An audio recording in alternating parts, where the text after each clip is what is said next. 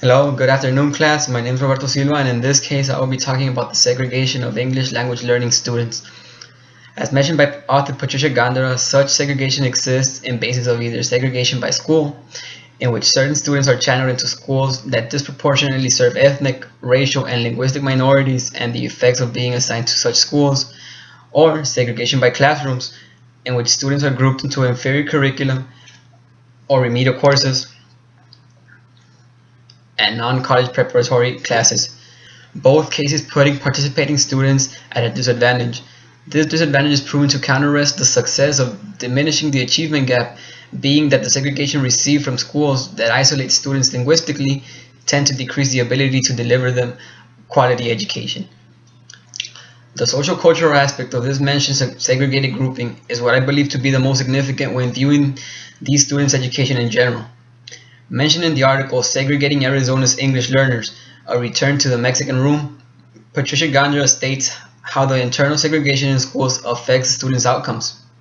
The fact students interact with others with higher aspirations provides for a desire for higher aspirations for themselves, and generally, there's a segregation boundary between these two types of students in terms of the separation by the knowledge of their parents, as mentioned in the article. To fight this issue, based on the research, I suggest schools should adopt and implement with fidelity dual language programs such as the EdBe model mentioned in the reading.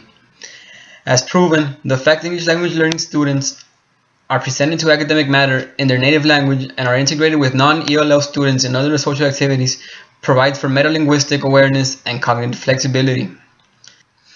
This alternative grouping method will advocate for the socialization and psychological needs of acquiring a new language at an early age and do away with the damaging segregation. Results as to English literacy and fluency can be obtained within the 4 years of development studied by De Jong in the article Second Language Proficiency Development in a Two-Way and a Developmental Bilingual Program. The fact of the matter is that these results will be obtained with the absent use of segregation, which is what is to be aimed at. As I have mentioned before, most of the issues addressed I relate to them myself, being that I do not teach, much less do I have experience with a bilingual teaching program. As for segregation, the mentioned grouping was always present throughout my elementary studies, which is why I advocate for the minimal use, if any, of segregation. I can say from my first-hand experience how the social and psychological aspects affected my acquisition of English. Had I interacted with my non-ELL peers, my oral fluency would have been possibly affected. This reading made me realize the importance and the damaging effects of segregation, and it is clear how policymakers fail to take in consideration what is beneficial for the future of our students.